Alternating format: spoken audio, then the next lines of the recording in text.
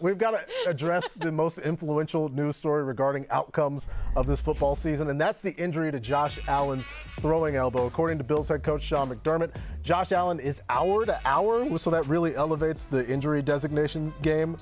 He hurt his elbow late in week 9, and I got to be honest, this makes picking this game extremely difficult. Not knowing who the starting quarterback is has an impact, especially when the starting quarterback is that man who's the entire offense. So, Cynthia, tell us about the game. Well, look, until I hear that he's not playing, I'm going to assume that he's playing. And Josh Allen last week showed us that his legs were really, really valuable. And then I know about Case Keenum, too, and I know about the fact that they also know that they need to keep him from pressure's way. So I'm not adjusting anything. I have to be here at 2:30 in the morning. I can adjust it then if we hear anything new. I'm going 28-20 in favor of the Bills. I do actually want to talk about TJ Hawkinson because I want to talk about the fact that there is no, Jordan Poyer's already out. Perhaps Matt Milano's not there. We know there's no Micah Hyde. We saw how they're going to potentially use TJ Hawkinson, and I think that's going to be valuable, as I do believe that Leslie Frazier isn't going to let a situation where Justin Jefferson runs all over this defense happen. So if you're looking for a fun fantasy pickup, this could be the one. And look, I still have a pretty big win for the Bills, which means they're going to have to stay throwing late into the fourth quarter. All right. Also, Rachel has a tight one in this one, but the Bills winning 24-23. Cynthia has some confidence in the Bills defense stopping Justin Jefferson. I don't necessarily feel the same way. Let's gaze upon the numerals and what Justin Jefferson has done. Also what this Bills defense has done in the past few weeks. On passes of 10 or more air yards with this banged up Bills secondary, they've given up a passer rating of 105 since week 6. That's the number one pass defense in the world, seeing a significant decline as injuries, especially the one to Jordan Poyer, piled up. On those types of passes, Justin Jefferson leading the leagues in yards over expectation. The Bills have also played more man as the season has gotten later. Justin Jefferson, the number one wide receiver in the NFL against the man coverage. I mean, all his numbers are good. Yeah, the numbers are good because he's good. I'm not saying he's not good. I didn't say he's not good. No, he's very good. That's not enough for me to pick the Minnesota Vikings, though. I do have them having a few points, but this is a win by the Buffalo Bills, 26-23. Yeah, I have a similar margin because, we're thinking that Josh Allen may or may not play. But that number at the bottom of your screen where the Bills are only 3-point favorites, to me that indicates that maybe Case Keenum is playing, or that number is sort of assuming he's playing. And I think another reason why is because this Vikings offense can do a lot on the ground, getting the ball to the outside. Yes, I'm picking Buffalo because I think their defense will be good enough. But if you saw what the Jets did a week ago, especially getting the Bills secondary into the running game is a key factor here. You mentioned Matt Milano. He might play, but Tremaine Edmonds is going to miss this game. Greg Rousseau is out for the Bills. They're a little short-handed, and I thought their safeties and their cornerbacks, when you get them involved and needing to tackle, you can make some big plays. So Dalvin Cook, Alexander Mattison, think they'll be fine. I think it's funny we all chose to talk about something Vikings because we didn't know what to think about the Bills. Yeah, it's like what do we say what's going on? about Buffalo? Because there's so many good things about. I mean, Stephon Diggs. We have so many good things to say about Buffalo, but we all were like, "Oh, we'll be nice." We'll have to talk about that. We're concerned about the mechanized thrower of footballs who dominates everything. He plays, we feel a lot better. On the other side, though, Kirk Cousins 2-17 in games where the opponent is 4 games over 500, which feels unfair that it's always Kirk getting that comparison because that's a tough game for anybody. But they make up brand new stats just to make Kirk look bad at this point. We're with you, Kirk. We put you shirtless on TV a lot this week. That could be a Case Keenum revenge game in Buffalo. It's also a revenge game, if you haven't heard, in Green Bay. Mike McCarthy spent 13 seasons with the Packers, the second most wins in franchise history, behind some guy named Lambeau. So, revenge game in Lambeau Field. The Cowboys are favored by 4.5 points. How do you feel, Mr. Rosen? I feel like that's not enough, that the Cowboys will win by 10 points because we know about the defense, but the offense showed me something before that bye week when they started using Dak Prescott a little more in the running game. This was just a sight for sore eyes, wasn't it, Patrick? It's like we're confident enough to call some designed runs for Dak Prescott. We know he can get a 3rd and 1. We know he can do a zone read, but he's also feeling comfortable enough to scramble. And oh, by the way, this Cowboys offensive line, which everyone told me was going to be a problem this year, is awesome run blocking. And there's a drive every week that the Packers defense just cannot get off the field. It lasts about 8 or 9 minutes. It takes the soul out of all those fans in Lambeau, and I think that drive happens this week for the Cowboys. Just one? Okay, look, I'm with Rachel actually in terms of the margin. I have a 7-point victory as well. I have 26-19 in this matchup. I really just want to talk about the front for the defensive situation for the Cowboys. This is the #1 pressure percentage. This is a situation where, I don't know, if you're just going to have a problem in any direction. And the Packers O-line has really been letting Aaron Rodgers down. He's under considerably more pressure. Now, it's different pressure, like if you look at the exact number, because Aaron Rodgers scrambles quite a bit. But if you talk about the types of pressure that turns into sacks, you see Micah Parsons. Like, that's what he does. So this is going to be a tough situation for an O-line that's been dicey. And is Aaron Jones going to play? There's a lot of question marks for the Packers here. So nice touchdown win for the Dallas Cowboys. I almost said the Packers, but Yeah, it's like, whoa. hard to not It's say. getting weird just picking against them every week. I know. And honestly, that plays a factor into how I'm picking this game as well. But we start off in looking at what this defense is up against, and that is Dak Prescott. And since Dak Prescott returned to the field in Week 7, he's got 1 incompletion against the blitz. Literally 1. His passer rating is pie in the sky. We don't know a lot about passer rating. It's tough to explain, but it's the best in the NFL against the blitz. The Packers defense has been blitz happy, maybe to cover up some insufficiencies all season, but they're blitzing at the 2nd highest rate in the NFL. Missing Rashawn Gary, too. Yeah, to these results. Like, this is happening week after week. The Packers offense is some sort of torture device at this moment. Despite all those things, I'm still only taking the Cowboys by 3 points because I can't quit Aaron.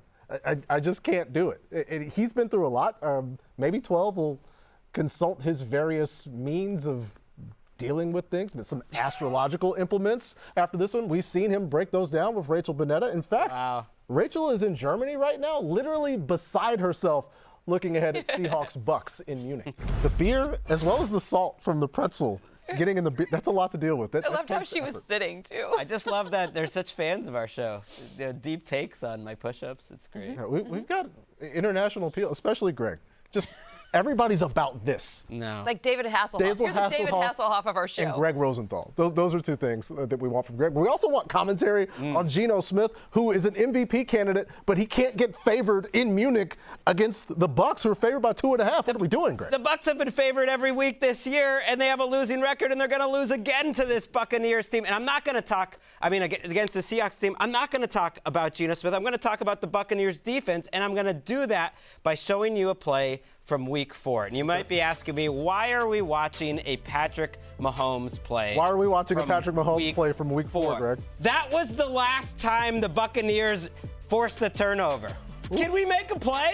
Can we make a play, Todd Bowles? Like that, their whole defensive structure is supposed to be we stop the run and then we're going to blitz and we're going to make big plays. And they've got great players, and yet they don't make any big plays. And now they're going up against Geno Smith, who doesn't let the opponent make any big plays. Don't think about that pick 6 last week. Just ignore that ever happened. He's been making great decisions under pressure. He's been making great decisions against the blitz and when he showed disguised coverages, because he's a quarterback that wins from the neck up, Cynthia. Not just Tom Brady. He's kind of like a mini Tom Brady, but he's younger. Why am I getting yelled at Tom here? Brady. Just throwing that Mini in there. Tom Brady, but he's younger. I don't know how Geno feels about that one, but you know who does force turnovers, Greg? Ooh. You know a team that's in Munich that gets turnovers? That would be the Bayern? 2022 Seattle Seahawks. Yeah.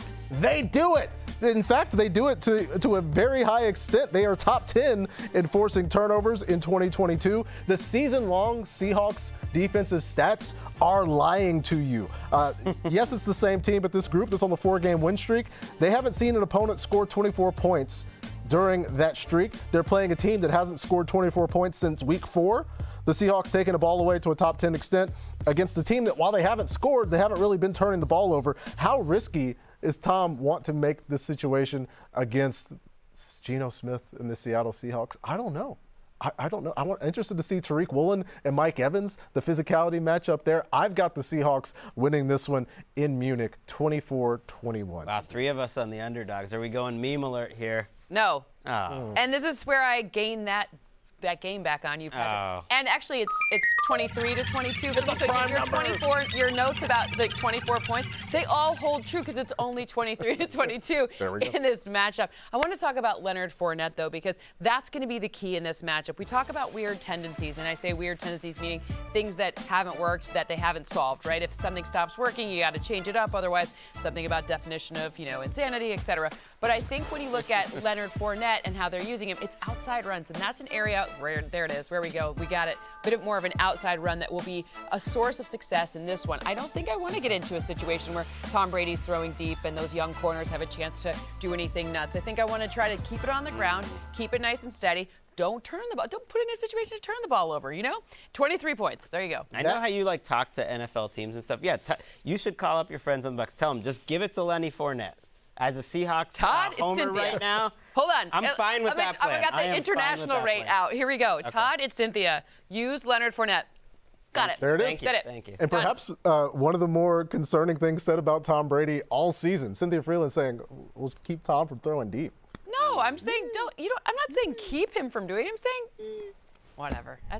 It is time for the Drive to Excellence, presented by Mercedes-Benz. The Los Angeles Rams are favored by 3 points. That's information that's readily available to you against the Arizona Cardinals. The real information is the man to my left has not been wrong about the Rams since week 1, Greg.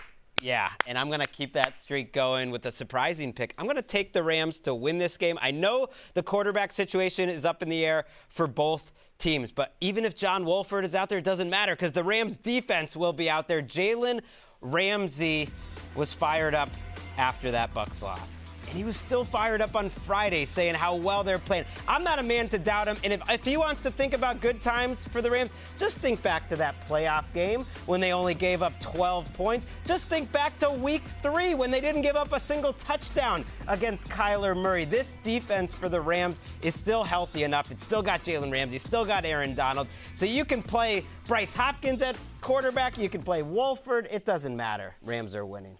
Okay. Well, I don't really feel that confident, but if I say it confidently, it'll happen. Okay, great. Well, I'm taking the Cardinals 23 to 22 in this matchup, and because even though they have Aaron Donald, who I think there is no better defensive player, maybe even player at his position at this year, then I will never take that away. But they're not getting pressure on opposing quarterbacks. And Kyler Murray, when you don't have him under pressure, yeesh, look out. Not only could he run for all of the yards, but now that he's got more of his weapons back, and of course DeAndre Hopkins makes a big difference. But realistically, it has come down to Kyler Murray. And when he has just a little smidge more time, it's really difficult for opposing defenses. And as much as I admire Jalen Ramsey and I love how fired up he is, he can't be everywhere.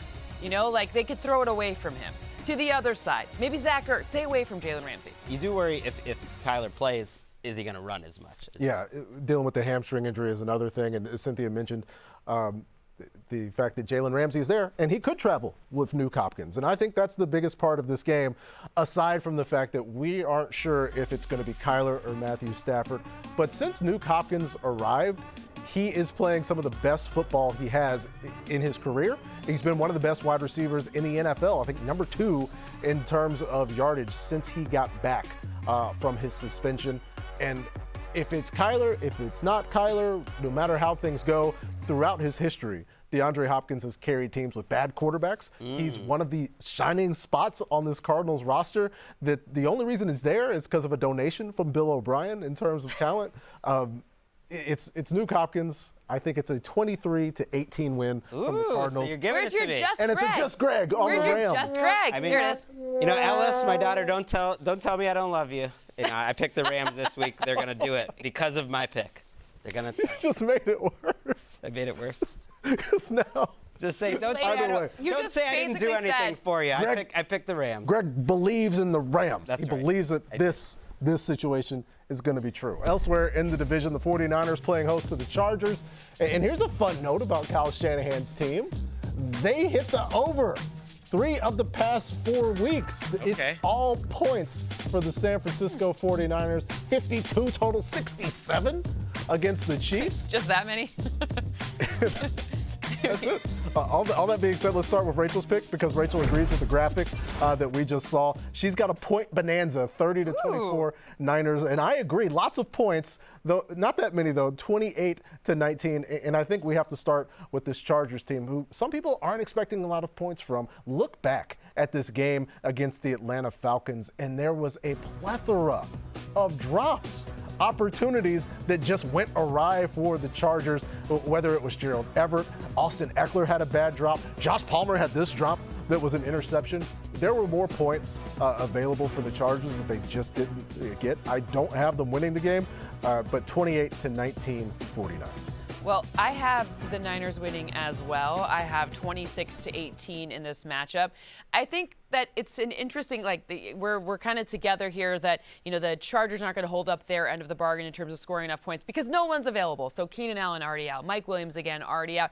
But Austin Eckler has been a bright spot, and it's kind of fun to see these two marquee running backs going up against each other. Austin Eckler has scored all of the touchdowns in the last 5 weeks. He has been their entire offense. He's like the heart and the soul of everything that's going on. And unfortunately, when you're facing this type of defense in the Niners, it's just a lot harder. It's a lot harder to have the kind of success that we've seen Eckler have. I do think he's still going to have a good day. If you're playing him in fantasy, you're definitely not sick. You're not doing anything crazy like that. But it's just going to be a lot harder. It'd be nice if they had, one of their main wide receivers, but even one would be great. Yeah.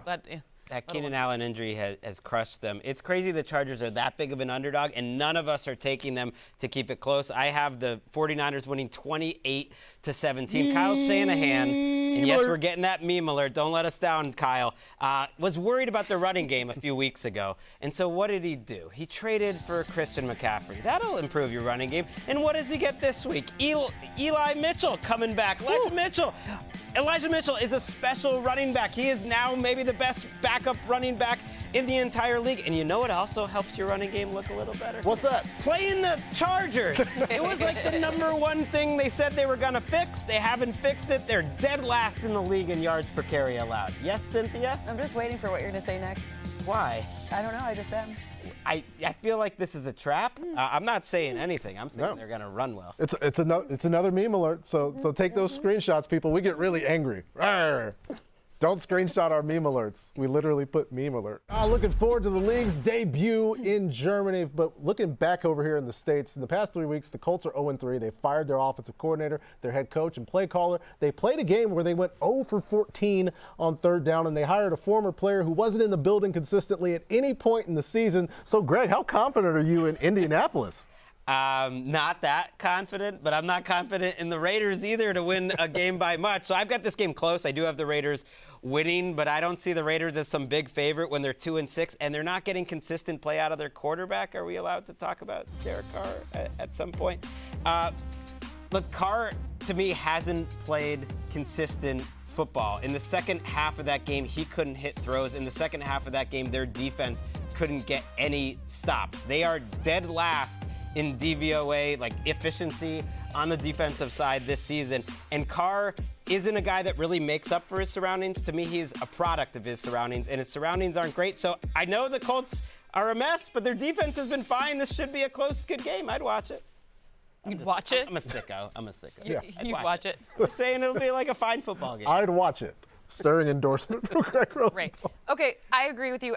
But I have a full touchdown win for the Raiders here, 24-17. Why? Because of Josh Jacobs. We did see in a number of games that he was able to be efficient and effective, which changed the entire ability for them to win. Now, I understand what we saw was a bit of a meltdown in the second half of that Jags game. However, I don't think that happens twice. I think this is one where Josh McDaniels knows that this is going to be a really important game. Remember, he was the one who left before Frank Reich was coming. There's a lot of full circle back here situation stuff. So I think this is one where they get back on the right side of the pirate ship, right? Yeah, in their past, I guess, 4 halves. There's only been one good half of football for the Raiders, but you have to consider what's going on the other side. And I think Jeff Saturday may wind up being a great head coach. Parks Frazier may be one of the best play callers the NFL has ever seen. But here's what they're dealing with. It's a team that is last in touchdown percentage, the last in sacks allowed. In terms of points per game, they're the last in the entire NFL. They could be the greatest in history. I don't think they turn it around in 5 days. The Raiders, the winners this one in my pick, 25 25 to 12. So there it is, another meme alert. Although I don't know how the Colts fans would I don't feel that good about this one. pick up. I have pick no up the idea. energy. I have no idea. We've been good on meme alerts, though. In week 9, we crushed it, 8-1. That's why you guys haven't been sending us pictures. 9 of the 14 games this week, by the way, are sweeps. So don't doubt us. Don't doubt. Let's get some quick picks. We start with the Giants taking on the Texans. Maybe that's why it's quick, Greg. Well, what are you doing? I am going with the Giants here. I think the Giants are in an interesting situation now as a heavy favorite. Brian Daboll, he's been great, kind of this last-minute wins over teams that are supposed to be better than you. Okay, you're a big favorite now. Let's see how you handle it. You got a bunch of games like this down the stretch. 2 against the Commanders, 1 against the Lions. If you win these types of games you're supposed to, the Giants will be going to the playoffs. Just a different sort of nut to crack for Brian Daboll. The next step for him. A happy man celebrating. Elsewhere in the East, the Eagles are favored by 10.5 points against the Commanders, and I'm taking them to win, as I have done every single week. Thanks to the Eagles, I've been right about that. And here's how I think it plays out, because last time the Eagles played the Commanders, Devontae Smith went off. He had 8 catches, 143 yards, all before the half. And I think he does it again, and it's another nice, smooth 25-17 win for the Philadelphia Eagles. Let's get to the Dolphins taking on the Cleveland Browns. Cynthia, what are you doing there? So I'm going the Dolphins in this one, but maybe closer than expected, just a 3-point win, 26-23. I want to talk about Nick Chubb for a second, because he's the difference maker in this matchup, meaning I think that will put a cap on how many points are totally scored in this game. More running on both sides. Obviously, we have a great passer on the other side, and Tyreek Hill, etc., and Jalen Waddle, but I think the fact that the Browns will slow the ball game down a little bit means a closer and potentially lower scoring game. Interesting. I've got 37-34, Yeah. so we're not on the same page. We've all got a point bonanza. It's still only 3 points, though. Sure. Which way? Fun game. We're looking forward to it. Also looking forward to NFL Knock. Thank you, Siri. As we look ahead to a team that's in first place in the AFC South, the Tennessee Titans, playing host to maybe a resurgent Denver Broncos team. Cynthia, what are we doing with this game? Wait, resurgent? Why? Because they had a bye? Well, they beat the Jaguars before that in London. They won an international series game. They did win an international series game, but I think that they're not going to win this one, because I think Derrick Henry playing. There are a slew of injuries on that Titans defense. I will acknowledge that. But Derrick Henry's still playing, which means this is the opportunity for Derrick Henry to keep showing us why these Titans need him. He is incredibly valuable in terms of win share at the position. No running back is more valuable, in fact, this season to his team than Derrick Henry. So as long as Derrick Henry's playing, and by the way, this Broncos defense, they are without their pass rusher. He went to Miami, which I know Derrick Henry runs the ball. I get it. But the Achilles heel of the Broncos has been allowing someone to run, and Derrick Henry runs really well, even on teams that don't allow people to run. Yeah, it's an easy case to make. I am, though, taking the Denver Broncos, because one of the biggest pieces of this Tennessee Titans defense, Jeffrey Simmons, who almost single-handedly helped the Titans beat the Chiefs, although the offense didn't have enough in that game. But I'm looking at the other side in Jerry Jeudy, and the way that Jerry Jeudy has gotten the ball the past 3 now Denver Broncos games, including a game where Russell Wilson didn't even play. It's tough. As much as I believe in the King and Derrick Henry, he had a great game against KC, and they still came up short. What do you think, Greg? I think it'll be close, because every single Broncos game is close and every single Titans game is close, and I'm gonna take the Broncos. I don't feel that great about it, but More prime numbers. when I saw those we're giving you a prime number Again? On a favorite, second one.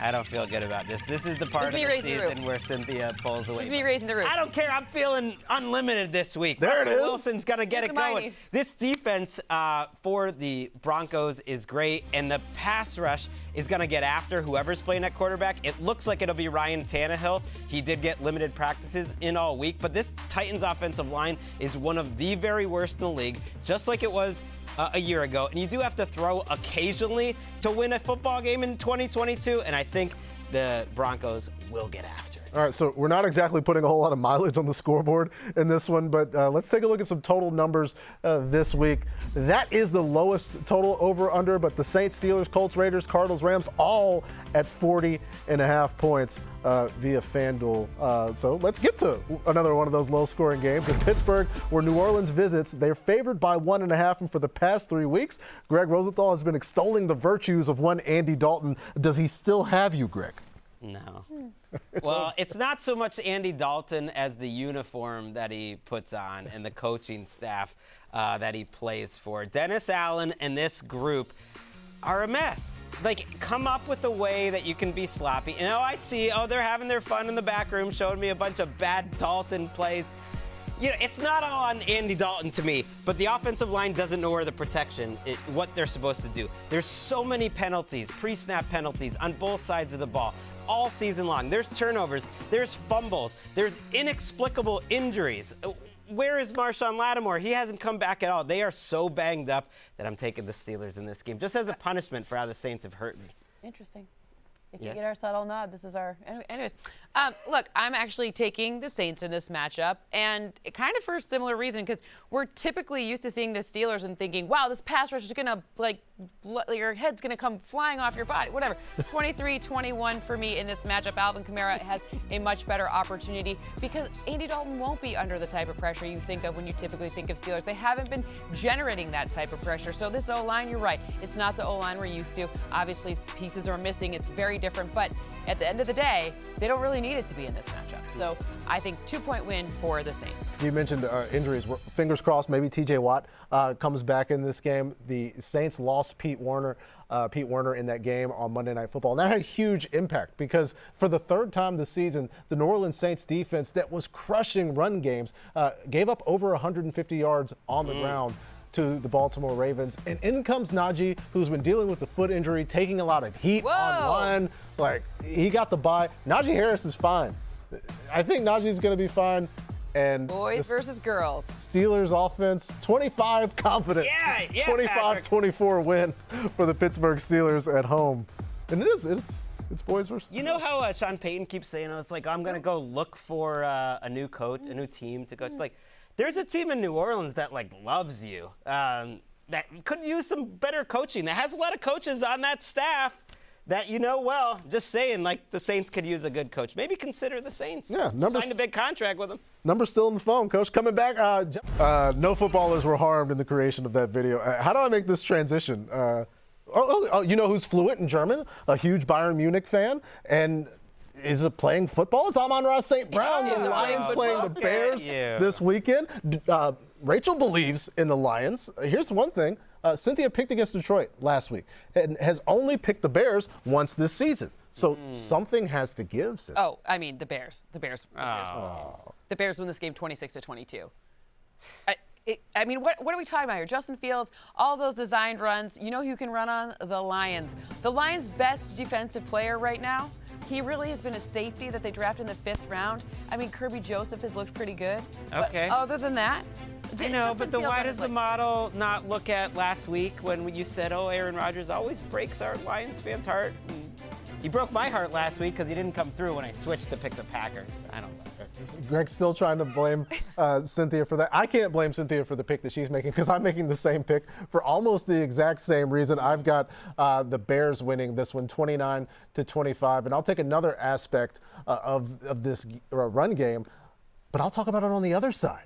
That's DeAndre Swift, and it's in the pass game as well. The reason that it's so close in this game to me is in terms of yards per opportunity. DeAndre Swift is literally the best running back in the NFL. The problem is they don't give him the opportunities right now. He's leading the NFL in that it's either a target or a carry. He's one of the best in the game. We love what the Lions offense has done at the start of the season. I don't think they do enough to counteract Justin Fields and the Bears on the ground. He's been so fun to watch, and yet I'm taking the Lions in this game. You know, What? one of the reasons. Are you lying? No, I really am taking He's the Lions. Lions. That's what he's doing. One of the reasons the model ends up beating me almost every year, probably every year, is that I go off the eye test a little bit, and I gotta say the eye test for the Lions defense, even though the numbers are terrible, since the bye, I think they're playing with better energy, better execution. things have slowed down for Aiden Hutchinson. You mentioned in the secondary a couple good players. They played really strong against Dallas for almost that entire game, and then they looked great against the Packers a week ago. I think they're playing better on defense, and this Bears defense, on the other hand, has all but given up since they traded away Roquan Smith. And really, they've been one of the worst defense in the league, so the Lions get it done. Yeah, a couple of the best players are playing for somebody else. It's time for Do the Math, where we demand calculations from Cynthia. You said that the Bears are going to win. Is Justin Fields going to have 300 yards combined? So I have 171 in the air and 52 on the ground. So no, it's less than 300 combined passing and rush yards. This means that there's probably opportunities for other running backs to get involved as well. I really think that this is going to be a slower paced game than that. I understand there's a lot to like about this Lions off. I get it. I like the Lions. I love the Lions. At 10:01 Pacific, I will be rooting for the Lions. But Justin Fields isn't going to have 300 combined yards. All right, so instant math from Cynthia Freeland. Let's get to the Jags and the Chiefs. The Chiefs giving up 9.5, Greg. I don't think that's enough. We got Patrick Mahomes involved here. I am taking the Chiefs to win this game comfortably. I mean, how many different ways can we say that Patrick Mahomes is great? I think he's reaching a different level of greatness. I know it wasn't his best game against the Titans, but the couple of plays that he made falling down and Kelsey makes the great catch for him, it's like time is just moving in slow motion. He stepped out in his second year, Patrick Mahomes, and he was the best quarterback in the league. He was an MVP. Trevor Lawrence is in his second year now, and it's so unfair to compare anyone to Patrick Mahomes, but those are the two guys that are playing in this game, and I think the two defenses are comparable, and so I think the Chiefs win by 10 points because Mahomes can do stuff like this where he just slows down time. He slows down time, stops, cuts back, and then makes a throw across his body. There's so many parts to examine in the Chiefs offense. There's Juju Smith-Schuster. They just went and got Kadarius Toney, but it's all just to cover up the fact that one thing is true. Patrick Mahomes is going to throw the ball to Travis Kelsey. If there's one certainty on this planet, that's it. There's going to be shifts and motions. Oh, CEH, it's Jerick McKinnon. It all doesn't matter. If he sees one-on-one or man coverage, the ball's going to 87. I've got 35-22 Chiefs winning. I have the same margin as you, Greg, so I have 31-21 in this matchup in favor of the Chiefs. But I do want to point out, there is a little bit, oh, there's our meme alert. There's a little bit of a feeling of a potential, like, trap game. So here's where, because, last week was a big game. Next week, they flexed to the night game against the Chargers. The only reason I say Travis Etienne could have one of those games where he keeps it slightly closer than 10 points. I am not calling for an upset. I'm saying that it could be like 31-23 because Etienne has been doing such a good job, and it is really worth noting that without Frank Clark there, again, serving that suspension, his second game of a suspension, there could be more space for him to run. So it's not that I'm saying it's a trap in terms of not winning, but trap in terms of less than 10. Okay, I can give you that. As long as nobody in Duval County lets anybody in KC know. Don't tell them that Cynthia said it, because then they'll try extra hard. Either way.